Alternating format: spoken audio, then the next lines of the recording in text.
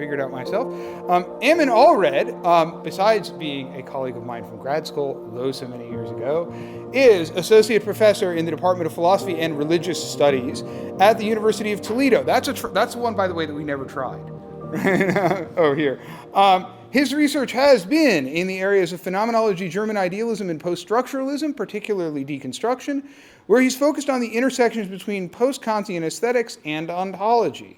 His publications have drawn on a range of philosophers such as Plato, Kant, Hegel, Heidegger, Blanchot, Derrida, and Badiou, and artists and poets such as Leonardo da Vinci, Bryce Martin, Milan Kundera, Robert Mapplethorpe, Salman Rushdie, and Carson and Paul Celan.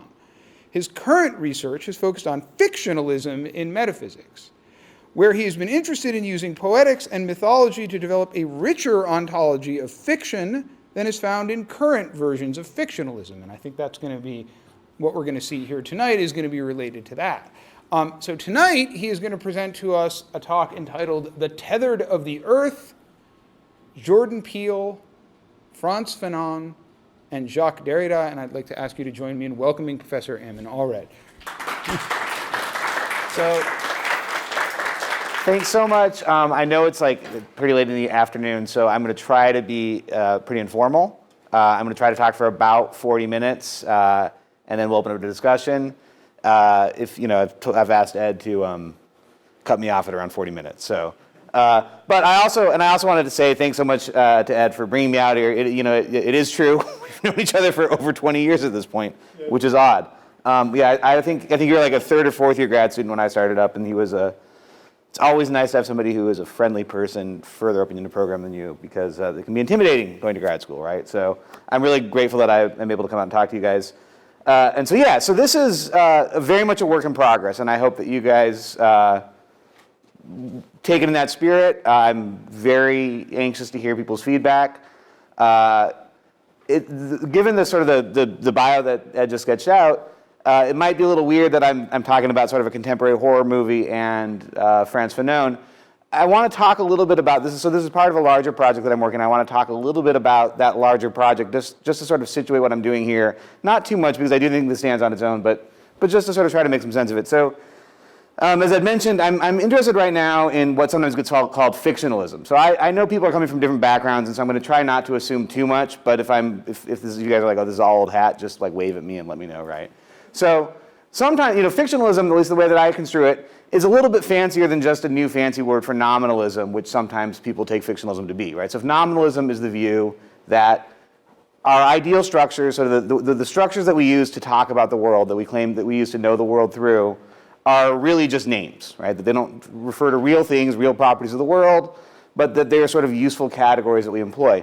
Fictionalism, at least the way I understand it, is going to go a little further. It's going to claim that a lot of our ideal structures, a lot of people are interested in this in the context of math and science. I'm less interested in that than I am in the context of sort of our social ontologies, but I think they're related. That in these contexts, the ideas that we use are fictions, right? That is to say, they're not strictly speaking true about the world, but that in the course of the way that we interact with them, we make them as though they're true. Now, I know that's a lot, right? If you're into ontology, that sort of helpfully situates things for you. If you're not, I will try to explain it. I'll work through this with you in another way in a second. But essentially, what I'm interested in this context, and as somebody who's sort of trained also in literary theory, is when we try to make sense of how we know the world, right? When we try to make sense of how we talk about, how we interact with one another, when we try to make sense of our shared histories, our shared pasts, to what extent are we relying on stories, right? So sometimes it's called narrative theory.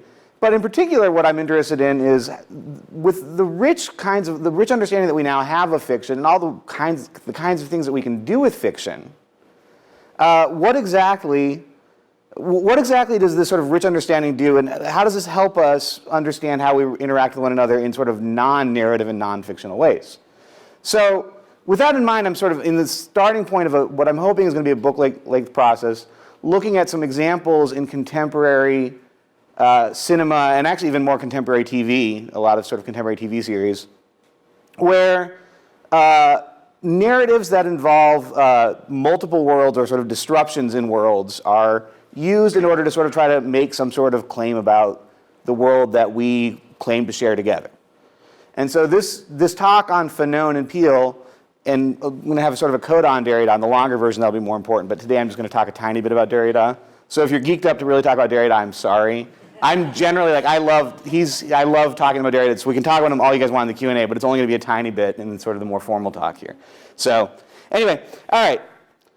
So abstract, just so we know where we all are, right? So in this talk, I'm going to be looking at some affinities between, especially Jordan Peele's second movie that came out this year, which I think hopefully just by show of hands, how many folks have seen it? Okay, good. There will be spoilers, right? I don't think I can do this talk without spoilers, so if you haven't seen it, I apologize. I honestly think, in general, I think movies are better with spoilers anyway, so, but I realize that puts me in a minority, right? So looking especially at us, I'm going to talk some about Get Out also. In the context of decolonial theory, Frantz Fanon's work, The Wretched of the Earth. Now, there's a lot of folks who have already sort of pointed to connections between Get Out. So this is Peele's first movie. How many guys saw Get Out? Okay, so even more there, right? And Fanon's Black Skin, White Masks. So the fact that there are affinities there, I think, is pretty uncontroversial. I'm going to talk about them some just to sort of make sense of them, but I think that that's pretty well established and pretty uncontroversial. I think that you can extend the analysis in both directions. So I think that I don't know that it's intentional. I'm not trying to make a causal claim, but I think that you can extend the argument that we're seeing Peele, or the way that Peele's thinking in Get Out, I think extends into some questions about colonialism that I think are undergirding us, in ways that are similar to the way in which Fanon's argument about blackness in Black Skin, White Masks extends into the way that he's thinking about colonialism in The Wretched of the Earth. So that's going to be the main thing that I'm talking about. How does that connect to the ontology stuff? Well, I'm going to try to talk about it in terms of how these stories fit into our understanding of our world, and also ways in which sort of a fragmentation of the world happens at key moments in both movies, but especially in us. So, especially here, I'm going to focus in on the role of violence. So Fanon, if people know Fanon, probably one of the main things they know him for is that Fanon defended, especially in the context of Algerian independence, but more broadly African independence movements, he defended the role of violence, right? He said that violence wasn't just sort of an unfortunate tool that colonized people needed to use, but that was an important part in sort of consciousness forming of colonized people. So it was a sort of an important part of rooting out the colonizer within, right? So I'm going to try to talk about that some and see how sort of the extreme sort of horrific violence in us is arguably doing something similar. Once I've done that, this is going to sort of involve a lot talking about the tethered, right? So these are these people who come out of the subways, right? These underground tunnels, and who are just like us, right? In some way, they're tethered to us, right? And they come out in order to kill us, right? So, assuming that we're us. Some of the things we'll think about. So we're going to look at that relationship, but especially then, once we get to the most complex relationship, the relationship between Adelaide, the main character, and Red, her tethered counterpart, or so we think, right? Is going to complicate that story a lot, right? So I think in Fanon we do have a defense of, and I think a celebration of violence, right? Which, at least in certain contexts, and we're going to see the tethered doing that, right? There's, in a weird sense, there's sort of a celebration of violence in us, even though it's a horror movie.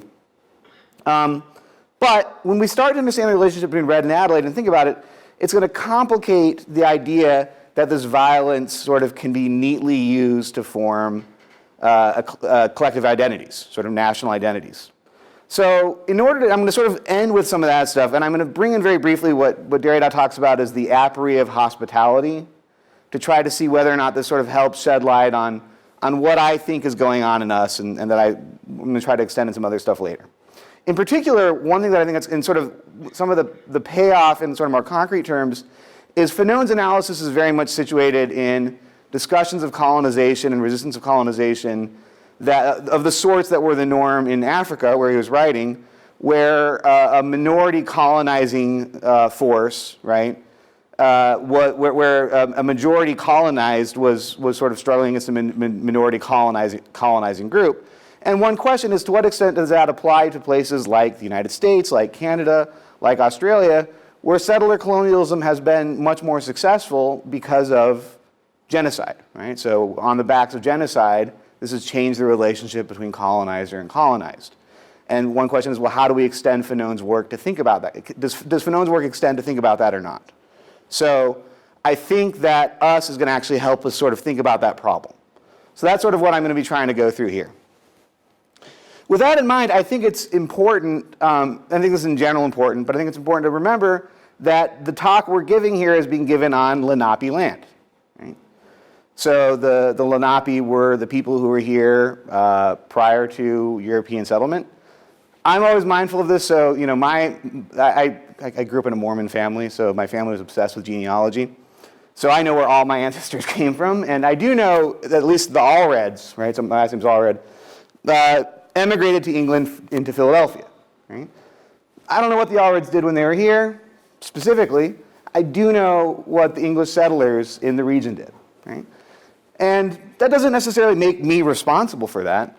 But I think that when we're going to be talking about settler colonialism and genocide, it's important to be mindful of the fact that the land that we're standing on is land that has already experienced in some way the story of us.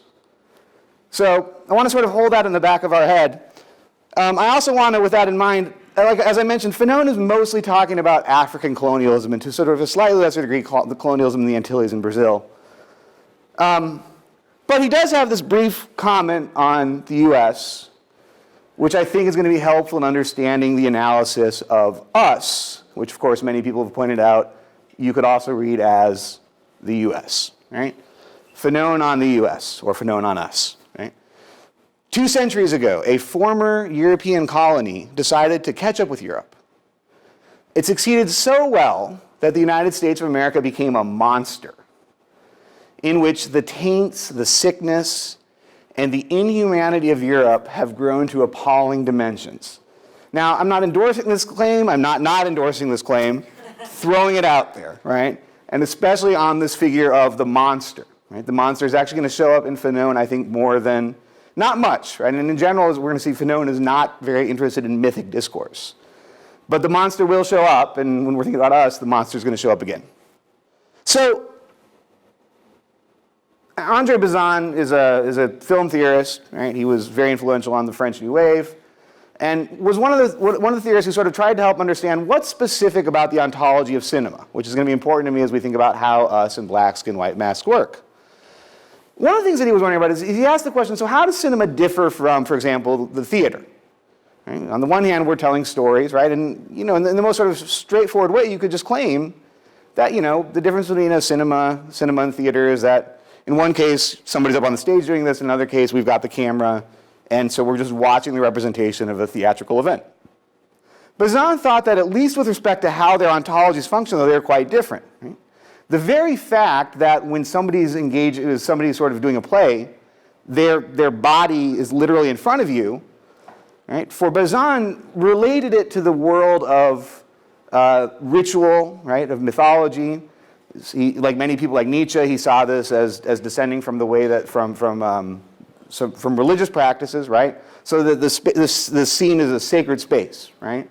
The stage is a sacred space, and when I go off stage, the world ends. So the world of the theater is more or less confined to the stage. Right? Sure, there's a little bit off stage where I can hear things, but I don't think that the world extends indefinitely in space. Bazin thought that cinema was naturalistic in a very important way. He thought that unlike the theater, which represents a self-contained world, cinema represents an open-ended world. We assume that what's taking place outside of the camera is a continuation of a world, right? So ontologically, they're very different. Well, how does that world relate to our world? Well, Bazin is mostly thinking about, let's say, more or less realistic or naturalistic narratives. So we're not talking about superhero movies here, although we could, right? But he's going to basically make the following claim, and I want to think about this claim as we're thinking about how us and Get Out function. He says, we're prepared to admit that the screen opens up upon an artificial world, provided there is a common denominator between the cinematographic image and the world we live in. Our experience of space is the structural basis for our concept of the universe. So the primary thing we're experiencing, he claims, is the spatiality of the world, right? And what does he mean by this common denominator? Well, that's up for debate, and I think it can mean at least two things. One thing it can mean, I think this is the way we usually think about movies, is we see the likenesses. So as long as the world that I'm watching on the screen, even if it's a Marvel superhero movie, right, I really hate those, and so I'm going to apologize. You guys can tell me that I'm wrong to hate them later on, but I loathe them. But, right, I do understand people like them. I get there's a lot going on in them. And, you know, even though people are sort of flying around and doing silly things, right, you know, they reference things like New York, right? And they have arms and legs like we do. And so there's common denominators between these worlds and the world the cinematic world. That's a common denominator, right? There's a likeness there. So in a largely realistic movie like Get Out, or an even more or less but not quite as realistic movie as Us, there's a lot of common denominators in that sense, resemblances, right? I'm going to think about common denominator in a slightly different way. Right? So when I'm talking about with resemblance, we can maybe think of it as a form of metaphor. This is like that, right? New York in a Marvel movie is like New York in the real world, right? With some differences, and those differences constitute a different world, but that's sort of how we understand it. I'm going to think of this in a more metanomic way. Where are the places where the world of cinema claims to refer to or to be situated in the same world as us? So let me think about Get Out with that in mind, because I think this will be helpful. So as I mentioned, a lot of people have connected Get Out to black skin, white masks. Just by a show of hands, I'm going to talk a tiny bit about black skin, white masks. Is this a book people know? Ed? Yeah. So some people do, some people don't, right? So here's the short précis of what I mean when I'm talking about this book, Black Skin, White Masks, in this context. So Fanon is a psychologist. He's Martinican, so he was from an island in the Antilles called Martinique, although he's mostly trained in France. Martinique was at the time, actually still is, a French colony. And most of his career he was in Algeria, right, which is also part of the French Empire at this time, although that would soon change. And writing as a psychologist, he was writing about sort of the way in which the black person, the black consciousness, comes to know themselves as black, right, in the context of anti-black racism. So by seeing themselves through the gaze of the white colonist, the white dominator, the white oppressor, right, Fanon describes his own experience, but also describes, in clinical terms, the ways in which the consciousness of the black individual is shaped by anti-black racism, right? So that's hence the title, right? Black skins, but also then this desire for, or this belief in a normative whiteness that structures anti-black racism, right? So if you've seen the movie Get Out, which a lot of you have, I hope you can see the ways in which there are some pretty obvious connections. Although, you know, at least on the surface, there's one important difference. Because, of course, in Get Out, despite the fact that white supremacy and anti-black racism structure the movie, supposedly these sort of cult of, you know, weird brain surgeons love, supposedly, black skin, right? So much that they want to have it for themselves, right? They want to literally inhabit black bodies instead of just dominate them, which is the primary narrative of colonialism, right? So, but nonetheless, right, we can sort of understand the ways in which sort of, I hope pretty immediately, thinking about anti-black racism in the way that Fanon is going to fit into the narrative of Get Out, a movie in which virtually every line of dialogue is about either race or sex, and often both, right? And it's that intersection which is a big theme in Black Skin, White Masks, right? So, what I'm calling a sort of a metaphorical way of understanding this common denominator is going to really sort of focus on what are the ways in which the kind of world that Fanon describes is like the kind of world which Peele describes. So, the relationship between Chris, the main character, right, a black photographer, and Rose, his girlfriend, who's a white woman, right, and wherein that racial difference, that interracial couple is commented on a lot. That's a theme that Fanon discusses, right? So it's constitutive to the way the movie functions. It's constitutive to Fanon's analysis to think about this form of desire, right? The desire to enslave, right? The desire to use white supremacy to dominate the consciousness of the black individual, right? That's, in a literalized way, the subject of Get Out is the primary subject of Black Skin, White Masks. So these are resemblances, right? I want to think about it, as I said, in a slightly different way. What are the ways spatially in which Get Out is like the world of Fanon, or is like our world? So I want to point out with that in mind what I'm calling the uncanny arc of Get Out. So I've screen grabbed here the opening shot in the movie and pretty close to the last shot, right? So as you recall, so Get Out, right, in general, is about this guy who goes out to visit his girlfriend's family in the suburbs, and they turn out to be people who try to do brain surgery on black bodies that they deem desirable and put old white people into their heads, literally, right? So now the white people's consciousnesses have invaded these bodies, right? And that's going to happen to Chris, but it happens to this poor guy on the left here, Dre, right? So movie opens, Dre's walking in the suburbs. He doesn't know this was going to happen to him, but he's nonetheless creeped out, right? He's creeped out because he knows that being a black man of a certain age in the suburbs walking at night is not necessarily a very safe place to be, right? So whether we're in the fantastic world of Get Out or in real life, New Jersey or Ohio where I live, this is an ordinary part of experience, right? End of the movie. Chris is finally, he's saved himself, he's gotten away from his family, he's killed them in the process, right? And cop car comes, right? Again, back to an ordinary experience of anti-black racism, right? The relationship between black bodies and police, right? Now, in the movie, it turns out to be his friend, although, I don't know if you've seen the alternate ending. So there's an alternate ending where it's cops, and the final scene is he's in jail for multiple murders, right? And his friend's like, I'm going to try to get you out, and Chris is like, it's cool, at least I got him, right? But yeah, but the point is, right, is these two scenes in this horror movie, the horrors that are being referred to there are spatially part of, organize our actual social space in the real world. So I'm not interested in the resemblance necessarily, I'm interested in the way in which they're describing the same kind of space. If that difference I know it's a kind of weird difference, but hopefully that makes some sense. Now, from there, we get an arc. So these points are these common denominators, right? They anchor us in a world that's more or less like ours. Super crucial to how we watch the whole movie. Because, of course, throughout the whole movie, Chris knows that his interactions with his family are going to be complicated. He knows that before he knows who they are, right?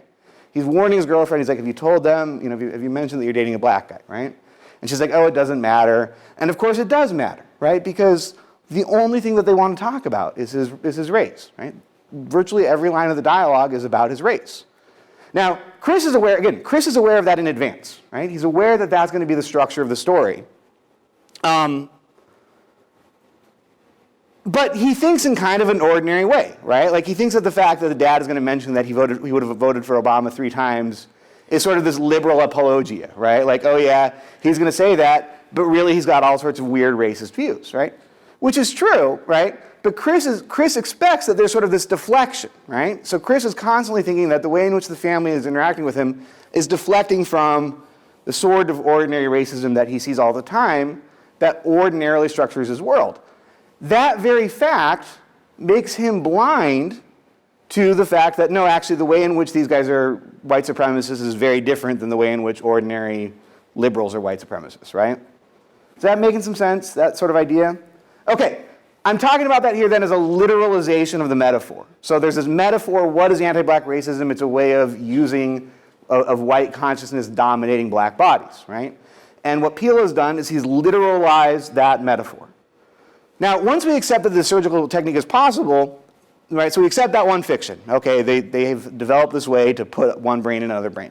Once you accept that, the movie is 100% realistic, right? There's no other way in which this departs from any sort of naturalistic story. Except for one crucial moment, right? I'll come back to that because I'm going to go through this a bit. So the spatial break of the sunken place, right? So, of course, now the sunken place has entered into our vernacular. So, okay, the sunken place, right? Spatial break of the sunken place. It's a completely realistic story in the way that it's filmed, right? Once we accept this one premise, it's filmed in a naturalistic way, right? Even though there's a lot of violence, the violence is filmed in a pretty straightforward, non-experimental way, except for when Chris gets hypnotized by the mother whose name I'm blanking on right now. I want to say Maggie maybe, but it doesn't matter, right? Catherine Keener. And she commands him to suddenly go to this sunken place, right? This place where he lacks the ability to act, right? Which is supposedly deep in his consciousness. And just this. I'm not used to being mic'd up, so I apologize, guys. There we go. And to a certain degree, the world erupts, right? The world at that point becomes fragmentary. He's suddenly in a different kind of place.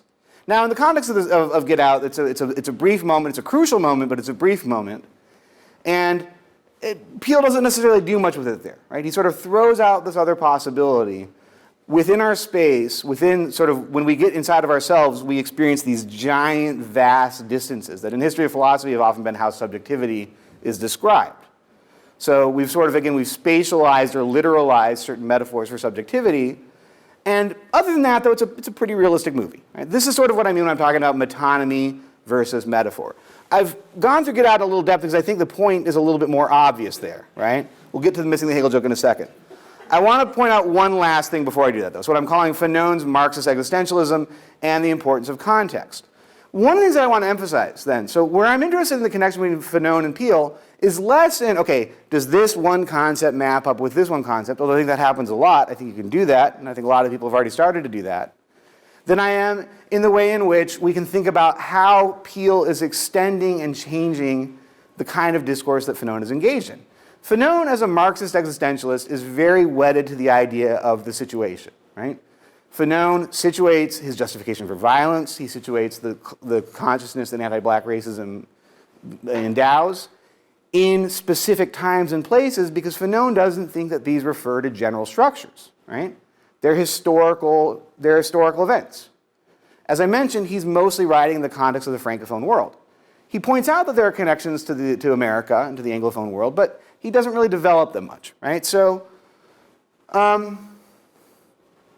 it's in that context then that he justifies violence in the context of the Wretched of the Earth, right? So he says, in his impatience, the fact that the colonized subject brandishes the threat of violence proves that he is aware of the exceptional nature of the current situation, and he intends to make the most of it. But also on a more immediate personal level, he sees the modern world penetrate the remotest corners of the interior. He becomes acutely aware of everything he does not possess. So in other words, Fanon sees this general feature, right? So he says in the end of colonialism in the 40s and 50s when he's writing this, right? He's seeing ways in which the possibility for revolutionary violence allows the colonized to change their relationship to their own inner lives, right? And it's contextual, it's situated. So we might be interested in how Peele does similar things, but it's not going to be by just sort of repeating Fanon's discourse. I'm just going to leave it out for now. I do want to throw out, so Red, right, the Tethered has captured Adelaide. So they've captured the whole family. Adelaide, we don't realize this yet, but Adelaide already knows what's going on, right? Because she's known about the Tethered the whole time because, and here's the big spoiler, she used to be one, right? She switched spots when she was 10 or 11, right, with her doppelganger. So she's the double, right? Sorry. It's much better when you know that, though, I promise. So Adelaide knows why Red has come, right? When none of us do, but she at least knows who Red is, right? And she says, what do you want? Red says, what do we want? We want to take our time, right? Now, on the one hand, we want to take our time to kill you, right? That's what she means. But there's another point. We want to have time. One of the things that they've been deprived of is a structured, coherent, contextual life, right? We want our time, right? She's aware that this is the moment to take her time. Okay, how to miss a Hegel joke. So Get Out comes out. I've reproduced here, I'm not going to read the whole thing, but I've reproduced a very early review of the movie. So very early reviews of Us, which came out like I think in March of this year, March or April, tended to say, oh, thank goodness, yeah, Get Out was really cool, but it was obsessed with race. Now, and a lot of you, so Peele says at one point, I'm going to make a pure horror film. And a lot of early critics then said what he means by a pure horror film is there's not going to be so much politics in it, right? I'm going to think that's wrong, right? But that's what, and so, this middle thing is a quote here from Peele. Notice at the end he says, I wanted to make a movie where an African-American family is at the center, but that's just it. It's not a movie that's about race. And I think that's true. I don't think Us is largely about race exactly, right? And he said, and so then Peele says, I feel like it proves a very different and valid point than Get Out, which is not everything is about race. Get Out proved that everything is about race. I've proved both points, right? Peele's telling a joke here. It is true, yeah, Us is not explicitly about race. Get Out, no question, was about race. This breathless reviewer here goes even better, right? So in other words, and a lot of this one was this is the most sort of egregious example, but like Vanity Fair, a lot of sort of more mainstream publications said, okay, now we're going to get the pure horror film. A lot of them acknowledged, yeah, there's all this political, metaphysical stuff going on too, but that's kind of garbage. There's a real pure horror film, and it's a scary movie, right? And it does work as a pure horror film. I don't think that pure horror means non-political, though, right?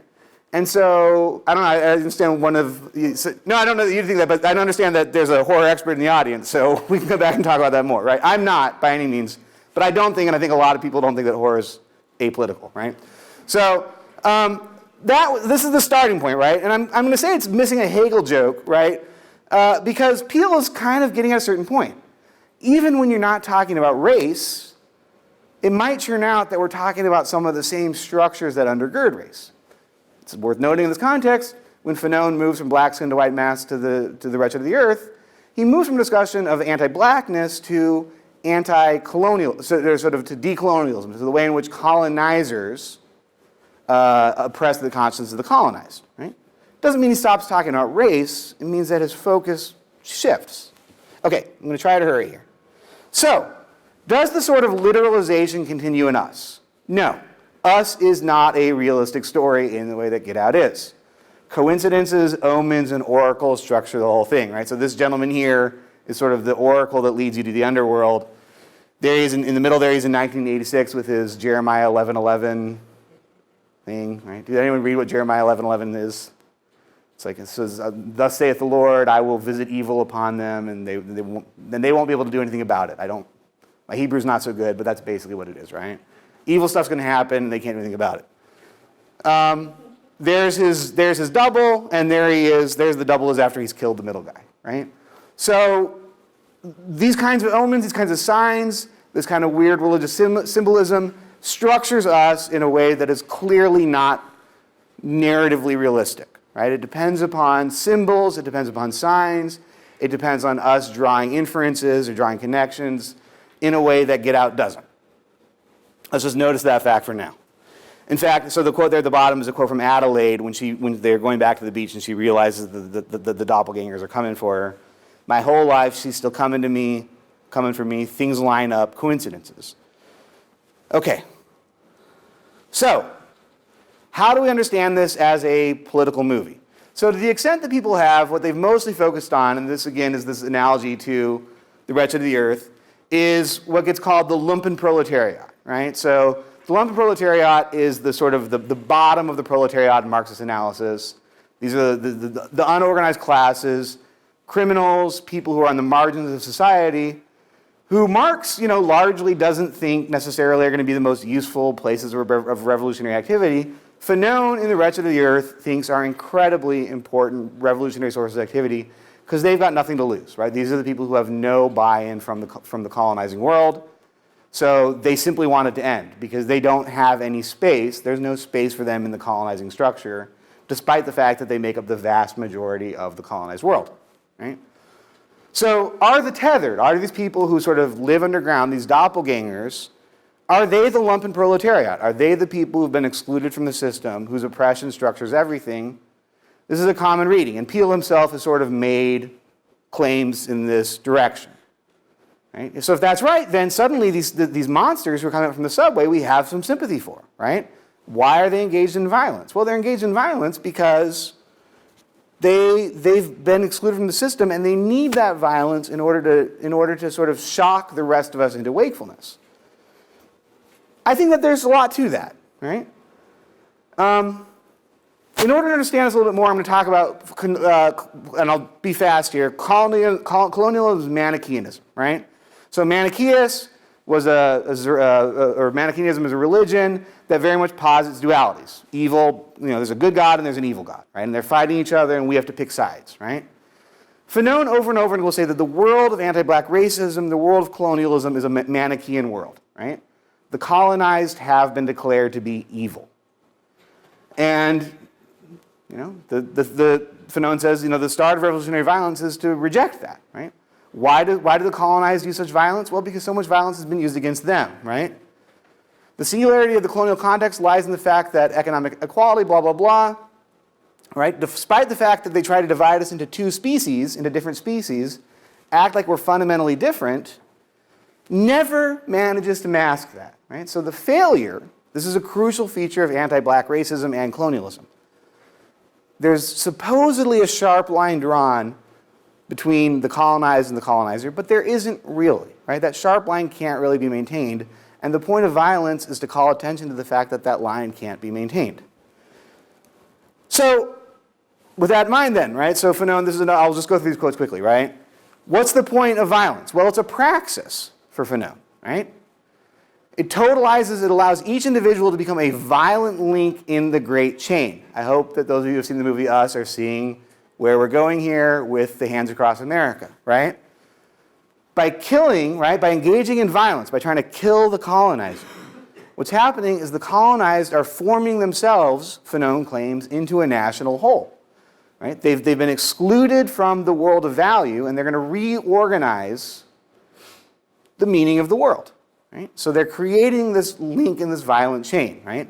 The almighty body of violence rearing up in reaction to the primary violence of the colonizer. Okay, this seems like a pretty fruitful way to think about us, right? Let's run with this a little bit more. Space is a crucial theme in Fanon, right? How distant is the metropolis, sort of the mother country, right, and the capital, so for him, Paris, right? How distant is Paris from Algeria, from Martinique, from Gabon, right, from these other places that he's talking about? The difference between these, the fact that most French people live in France, right, not in Martinique, not in Algeria, although in Algeria that's changing as he's writing this, right? Algeria is trying to sort of start a genocidal settler colonialism type campaign, or is in the process of doing so, although it will largely fail. Right, so that relationship, the distance between the mother country and the colony, within the colony, the creation of capitals, right? So both at the end of colonialism and in the start of decolonialism, these colonized nations are trying to sort of recreate themselves on the model of the mother country, right? So we're going to find a capital, right? Well, in that context, Fanon becomes very interested in the shantytown, right? Which he says is the consecration. So here's a weird holy word that shows up in the middle of this Marxist existentialist sort of demystifier's text, right? We're going to invade the citadel at all costs. Again, if we've been watching Us, by the most underground channels, right? Okay, so what? Well, what's going to happen then, he says, is they spontaneously, I've chosen to italicize it, not him, formed groups. Right? So just the very act of sort of forming into these violent cells, right, is going to organize us and liberate us at the local level. Because these underground tunnels are all over the place, because shanty towns have sprung up all around in the space between the city and the country, which is the primary division for Fanon in his in his geographic ontology, when it erupts, when the dispossessed population erupts, it's going to erupt everywhere, and the formerly narrow confines in which they've been forced, right? So despite the fact that they're majority, they are forced into small, narrow confines. That's going to erupt, and they're going to claim the world of the colonizer. Okay, yeah, this sounds a lot like what we can see going on in Us. So this is the opening words of Us. I'm not going to spend too much time on them, right? Manichean geography of Us. There are thousands of miles of tunnels beneath the United States, abandoned subway systems, and then this is going to be crucial, right? In fact, we find out that these people, the tethered, are living in these, waiting. They're not waiting to come up. That's not their purpose, but that's what they want to do, right? And under there, they're being forced to live sort of these weird double lives of us, these discontinuous, fragmented lives of the supposed whole that those of us on the surface live. So you've got a whole, right, that's being reproduced, but it's being reproduced in a broken, fragmentary way. Right? Okay. So far, so good. It's lumping proletariat left and right. Except one crucial thing, right? So, little Adelaide here, right, has gone down into the shaman's vision quest, which is an interesting choice of metaphors, which we'll come back to in a second. And suddenly, here she is in front of the mirror, right? And the mirror doesn't turn, she's going to turn around and the mirror is not, right? So she's going to soon see her own back, and she's going to realize this is not a mirror, this is another person. Well, up until that point, and as far as we know, only at this point, are surface dwellers at all aware of the tethered. So here's a weird thing, right?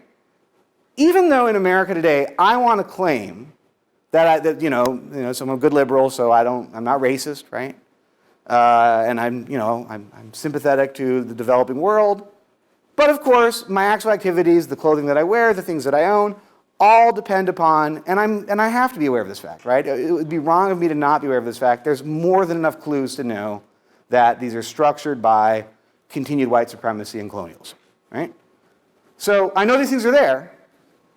Okay, yeah. I think we can do it, yeah. Okay, I know we can do it. I know it's there. So if I feign indifference, that's on me, right? There's more than enough clues. The Manichean line doesn't really hold. If I, as a white American, pretend like it's not there, that's my problem, right? I'm not sure that really maps on here to us. Other than Adelaide, and she's like an 11-year-old kid here, right?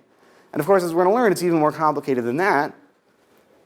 There's no real moment of recognition. Now, as a metaphor, as a story, it can still work, right? So I'm not denying this sort of lumpenproletariat reading. I think it's very important. But there's this weird complication that's worth considering, right? It's also not the case, at least as far as we can tell, that the oppression of the tethered benefits the people on the surface at all, right? They're doing the same things as us. They're not making our products, as far as we can tell. They're not doing labor. They're miming our lives in meaningless ways. So does it really work to think about them in the same way? There's a logic of exclusion there that I think is incredibly important and that there is a strong analogy to, but there's this lack of recognition that I think is worth sort of noticing and worth thinking about, if that makes some sense, right? Okay. A few last points then. So, one of the most famous lines in the movie, right? Who are you? Right? This is what I think the dad, Gabe, asks, who are you? And Red says back, we're Americans, right? Now you can read that in a lot of ways. On the one hand, this is an affirmation. We're no different than you, right? We're us too, as the young kid Jason says. They're trying to figure out as Jason says, they're us, right? Just like us. So here we are over in the Philadelphia Art Museum, Hands Across America, which I'm barely old enough to remember, right? But I vaguely remember it. And there, the family is doing their Hands Across America bit, right? In fact, that's what all the tethered are to come up and do is the Hands Across America thing, right? They're Americans. You guys know what Hands Across America was supposed to raise awareness of? Homelessness, which it did such a great job of that ever since then there's been no homelessness. So, okay, we've done the Manichean geography of us. What's the Manichean geography of the U.S. to think about when we say we're Americans, right? Well, how have we divided the world to exclude the Americans who were here first, right?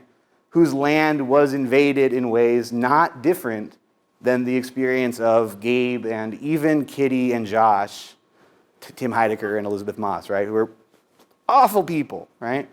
But still probably don't deserve to get gutted in their houses, right? That experience is the experience, arguably, of settler colonialism in America, much more than the lumpen proletariat. Can we regard, can we regard in other words, the tethered are Americans, right? And they're Americans who are invading America and dispossessing and murdering the people who are there in front of them, right? There's a possibility. Want to throw that out there? I want to throw one last possibility out there too.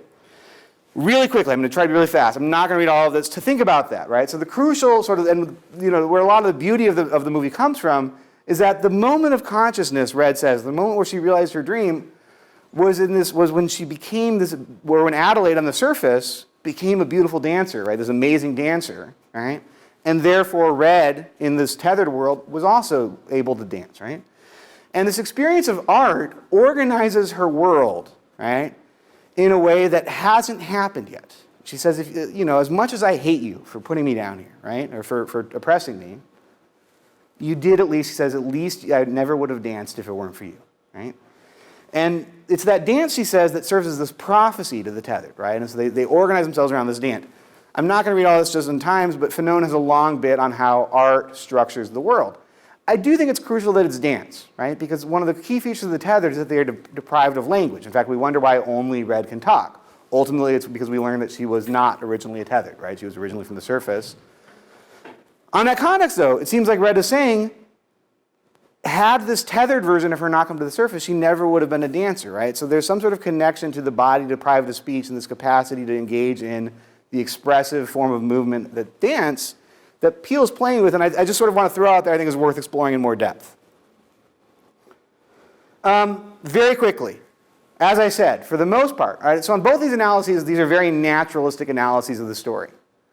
There's at least one other crucial way to analyze the story that depends upon the fact that that Peele is self-consciously telling a fairy tale, right? He uses the language of fairy tales, he uses the language of mythology, he gives the characters in the underworld Greek and Roman underworld names. The Vision Quest is in a lot of ways clearly a reference to Delphi. I can argue that later. I promise it is. So, and Fanon, for all, you know, I do like his analysis a lot, but Fanon, as an existential Marxist, thinks that mythology, fairy tale, all that stuff are forms of mystification, right? Belief in ghosts, belief in monsters are ways in which we avoid the real oppressor, right? And I think that understanding how Peele is using mythology in a more positive way is going to be helpful sort of understanding how these tethered are really this weird, ambiguous figure. And it's that what I'm interested in is that capacity for ambiguity, right? Peele can tell in us multiple stories of oppression on top of one another. They do relate structurally, but they don't neatly map onto one another in a one-to-one way. Art, I think, has the capacity to give you that kind of layering in a way that even real social analysis doesn't, right? So I think that that's a thing that's sort of worth drawing attention to, that Peele is able to sort of use mythology in this odd way, right? Because yes, the tethered are the lumpenproletariat. Yes, they are Americans, right? They're also the dead, right? They are our own pasts, and there's a lot of ways in which Peele makes this very clear.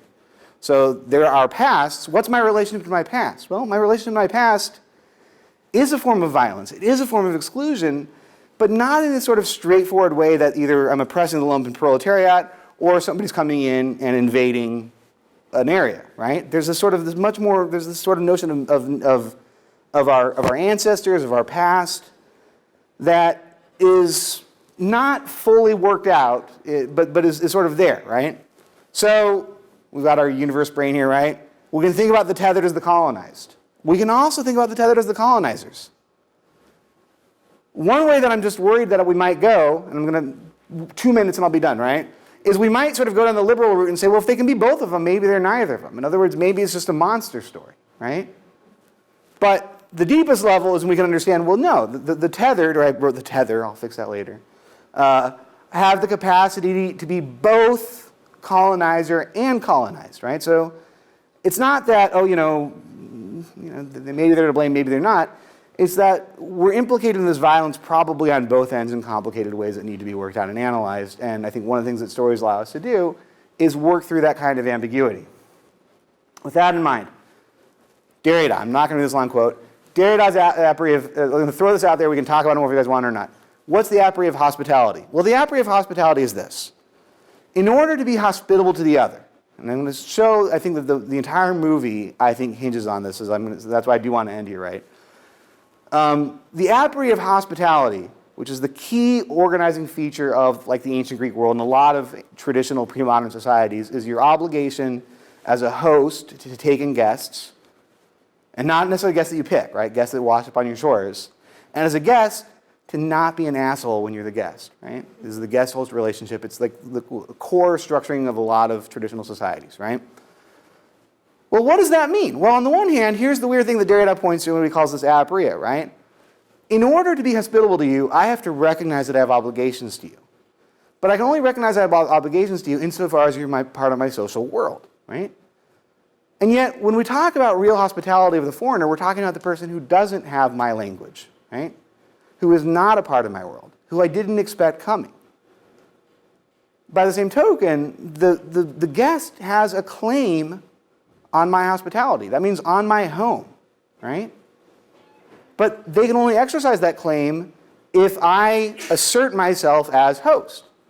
So in other words, this guest-host relationship is a complicated one. And Derrida in general, if you read Derrida, he's very interested in sort of aporias of the gift, and this is one of them, right? Can I really be a pure host? Can I really be a pure guest? As host, right, and then also as a guest, how do I know? Do I know if the guest is a person who needs help or a murderer who's shown up to kill me? There's no way to know that in advance. By the same token, right? If I'm a refugee, right? If I'm a guest who finds myself on a foreign shore, there's no way to know, right? On the one hand, I have a claim on the land upon which I land, right? Because I have a right to the sun too, right? On the other hand, I can only exercise this claim if I recognize the rights of the host. So there's this weird aporia there that I just sort of want to throw out there. Ending question, right? So what's the key thing around which the whole movie churns? Well, we've told the story as though it's a necessary form of oppression, right? And it seems like it is. Don't the tethered have to be down there, right? Isn't there some way in which this connects up with us? Isn't there, and then also, right, isn't there this indifference? Aren't they unaware of it? Well, no, right? It turns out, you can't see the image too well, it's probably very good. We're seeing the tethered Adelaide strangling the non-tethered Adelaide, right? And she's going to knock her out and drag her down. So at this moment of recognition, what's the first thing that happens? One of them does violence to the other. Right? So it's that initial violence that sort of from which all the other violences seem to emerge. And Red says back to her, so Red is the one who started off in the upper world and then is dragged down, right? She says, how it must have been to grow up with the sky, to feel the sun, the wind, the trees, or treist. But your people took it for granted. We're human too, you know. Eyes, feet, hand, blood, exactly like you. When we first see this, we think that Red is saying this about the girl who had always lived in the sun, right? Even there she says, I never stopped thinking about you, how things could have been, how you could have taken me up with you, right? That's even more poignant. We understand that actually, this is the one who had been in the sun, right? So there was no need necessarily, or maybe there was, maybe there wasn't. We can understand, right? So if this tethered Adelaide is thinking to herself like, well, one of us has to be down here, then we can sort of understand her logic. But is that really necessary? The very idea of being tethered depends on you mimicking one another's motions, but the first non-mimic motion that we're aware of, the first free act, is not welcoming the stranger that you didn't know was there, it's murdering the stranger that you didn't know was there. What I'm calling xenophobia. So that's sort of what I'm thinking about, right? So which of these is the best way to understand it? Well, I think all of them, right? And I think the capacity of art is to allow you to inhabit this ambiguity without resolving it. So I hope that's interesting. I'm happy to talk about it with you guys some questions. Thanks a lot.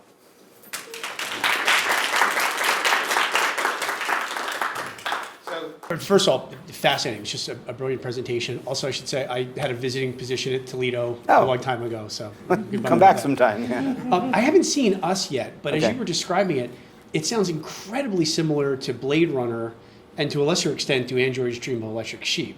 That line, what do you want? We want to take our time. It sounds like what Roy says. And I think it's different in the different versions. I want more time fucker and I want more life fucker. So, I mean, it sounds incredibly similar. Even the migrating back and forth between the different worlds. And when you were describing it, I've always saw Blade Runner as being inspired by slavery, which it clearly is. Yeah. But by the same time, maybe even more so, colonialism. And especially with the switching of positions with the colonizer and the colonized. Yeah, I mean, that's good. I've only seen the original. I haven't seen and there's a new series also, and I'd never read the book. So I'm only, but yeah. It's totally different. So totally different, yeah. Yeah, I mean, I think that's a really good point. I got to think about it more, but yeah, I mean, I think that, and again, this undecidability of who's a replicant and who isn't is, of course, incredibly important to how the story is structured, and this inability of whatever the main detective's name is, which I'm blanking on. Deckard, to recognize his kinship with these guys, right? Yeah, absolutely. I think that's definitely worth thinking about. Yeah.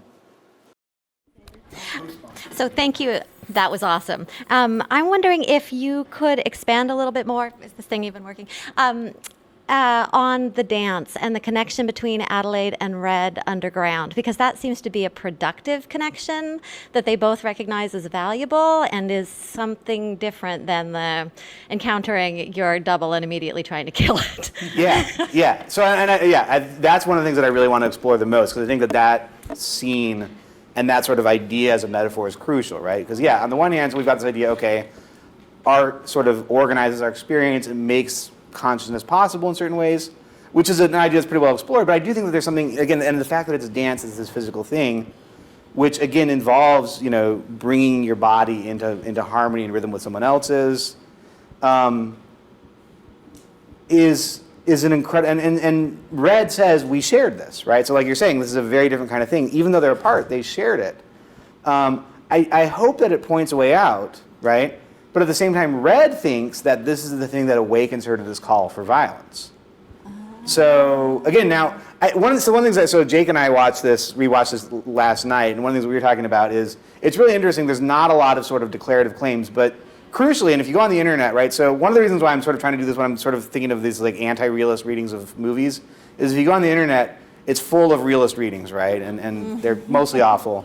And so it's like, oh well. Were these guys clones in order to control people's minds, right, or not? And is there evidence, and how can Peele develop that more? Like, I'm not super interested in that question, but Red, does throw that out there as a possibility. She says, I believe that we are created to do this. Well, she was 10 when she was put under there, right? She has that belief. We can understand why she would have that belief, right?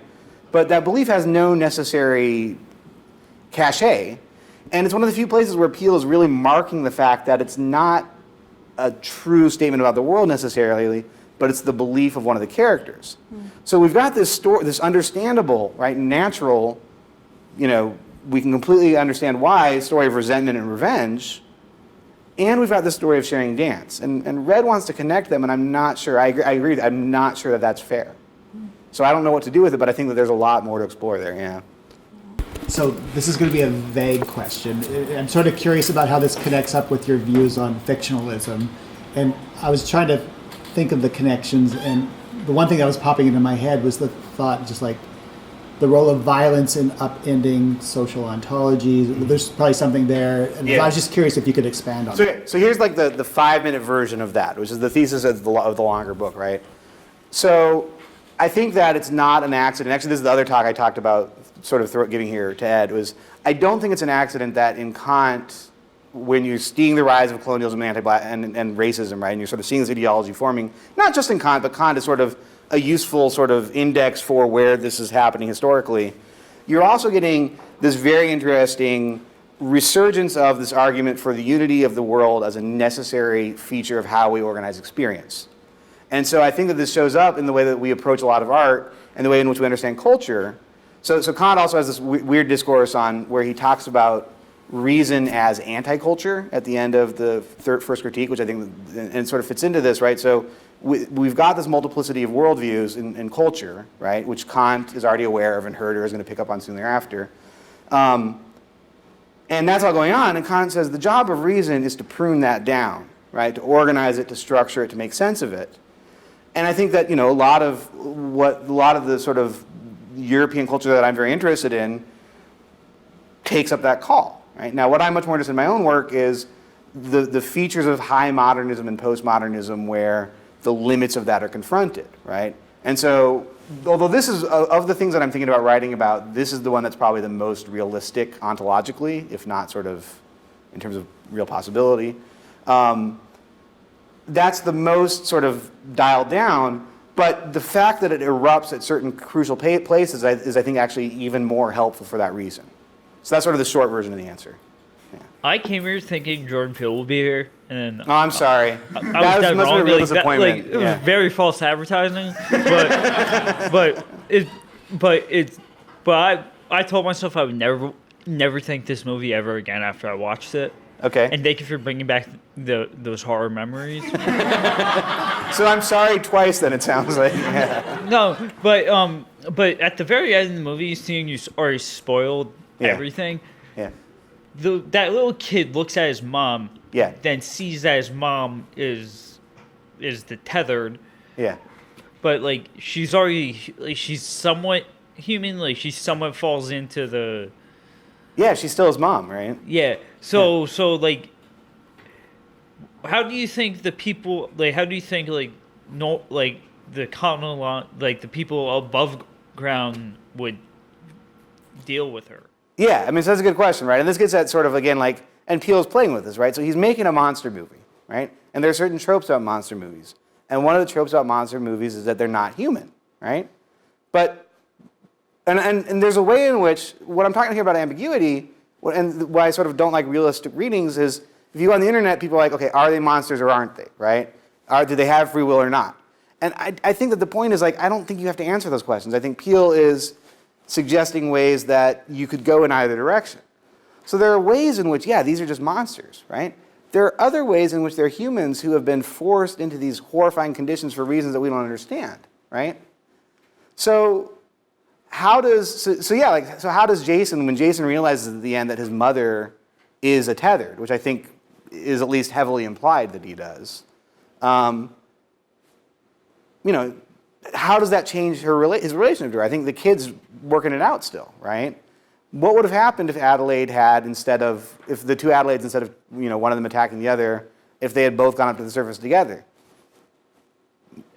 Who knows, right? Yeah, I mean, would people have reacted well to it? Like, do we react well to the strangers at our door?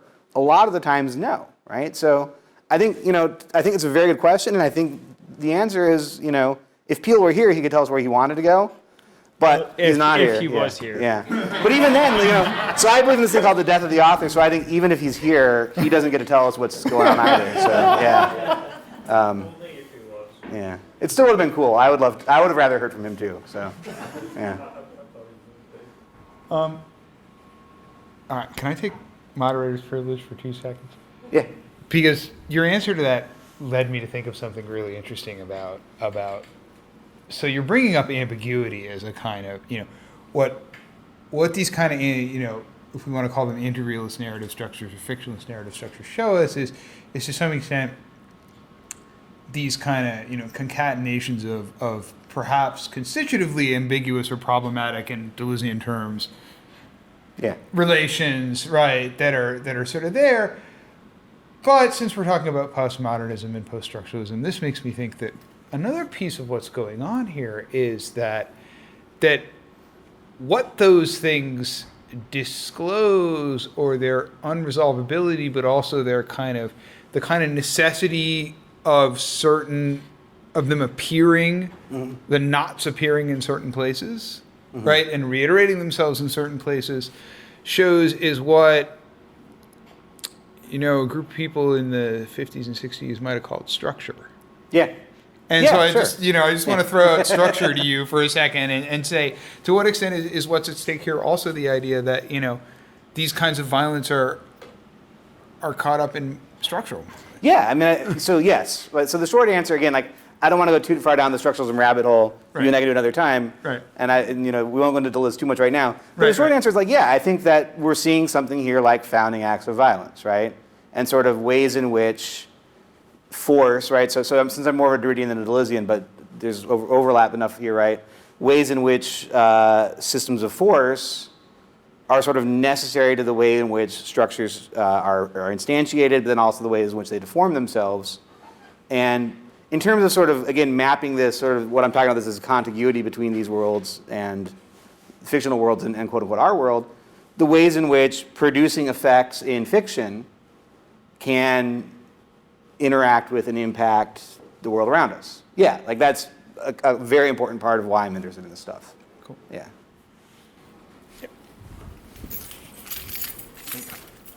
So a bit less of a question and more of just kind of interested in your thoughts on. But I was kind of thinking along the lines of the lumpen proletariat and how Red kind of fits into, because in the movie, I feel that Peele kind of introduces the tethered as helpless until someone from what we consider the real world comes and shows them the way. So I don't know if there's anything about the marginalization of the already marginalized people by Red. Yeah. I don't know if... No, I think it's a great question, right? Because to a certain degree, they're living out her revenge, right? It doesn't seem like the revenge is doing much for them, right? Now, again, maybe that's not true, but clearly she's the one. So when she was a kid, the Hands Across America was a thing, and so it's her mythology, it's her private. And people have gone through and sort of shown how like the scissors and the red thing and all these things are sort of moments from her childhood, right? So they're living her trauma, right? Does that do anything for them or not? I don't know, right? But yeah, I think there's absolutely the sense in which they've become tools for her revenge. That might be okay, right? So part of the thing with seriality is, well, there are sort of common experiences that sort of connect up, right? So one of the things very interesting and very crucial, whatever we think of the relationship between the tethered and the untethered in terms of oppression, there's nothing like voluntarity or consent, right? So this is an explicit point. So you fell in love with Gabe, Abraham forced himself on me, right? Because outside of this social relationship, it's impossible to have sort of non-coercive relationships. And so that's going to be a feature of all the tethered lives, right? Whether or not they're aware of it. So on the one hand, we can maybe say, okay, so Red is organizing their experiences so that they can see these features of their own oppression, right? So that's the sort of the more positive, not happy, but positive story, right? On the other hand, she's organizing that experience in order to sort of enact her own revenge, and it's unclear what it does for them. So and again, I think both those things are out there. So yeah, I would agree.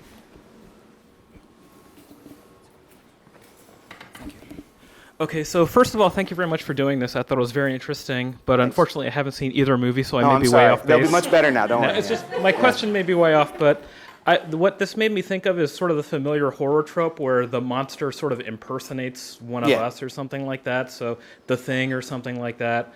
And so it feels like that happens in Get Out where, the dominant group takes on the bodies of the subordinated group. Yeah. But do you think the movies have anything to say about when this happens in reverse?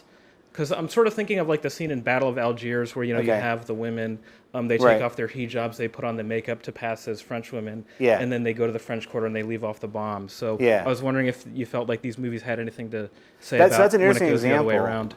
And that's not where I was not expecting that example, so I really find that one very interesting. The short answer is yeah, probably, right? So I do think, and you're right, so again, despite the fact that I'm sort of focusing on the realism here, the ways in which there's also, and this is, so in the longer analysis of Get Out, one of the things that I'd point to is that his friend Rod is kind of aware of the fact that they're in a horror movie to a certain degree, right? So he's got the self-awareness that allows him to sort of see some of the things that are happening in a way that Chris can't, because he's like, oh, this is a trope, right? Oh, this is, this kind of thing is happening, you really got to be careful, right? And so that gives him a certain perspective on it that Chris doesn't have. And I think Jordan. I'll admit. So I'm easily frightened, and so I actually like when my friends or my wife make me watch horror movies, I will, which is why I watched these ones and got really into them. But I'm actually like mostly pretty scared of horror movies, and so there are a lot of people who know more about this than me. But yeah, I do think that Peele is absolutely self-consciously playing with these tropes.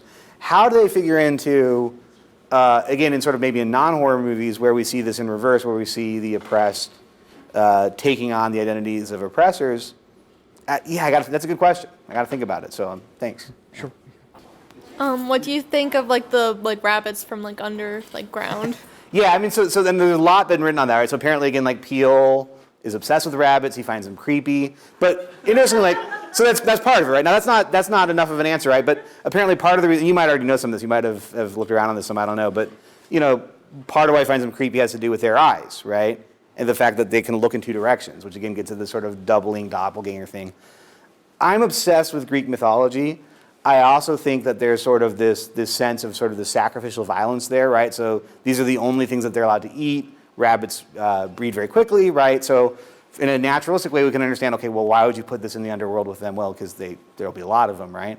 But the fact that they have to eat raw rabbits and that's their sort of only companions is a lot like elements that you'll get in sort of how the dead can feed themselves and can therefore acquire speech temporarily in Greek mythology. Given that Peele's making a lot of explicit references to Greek mythology, I suspect that's part of it too. So I think it's doing a few different things, yeah. I want to thank everybody very much for coming. I want to thank Professor Allred for a beautiful talk. I want to thank the English department for co-sponsoring, because I didn't quite make that explicit at the beginning. It's on the poster, but I wanted to make sure I thank you very explicitly. And I want to remind everyone that in 2 weeks, here, same bad time, and all that good stuff, we're going to have Tamsin Komodo of Emory University speaking on the political life of gossip, which should be pretty awesome, and I hope to see many of you here. Thanks, everyone.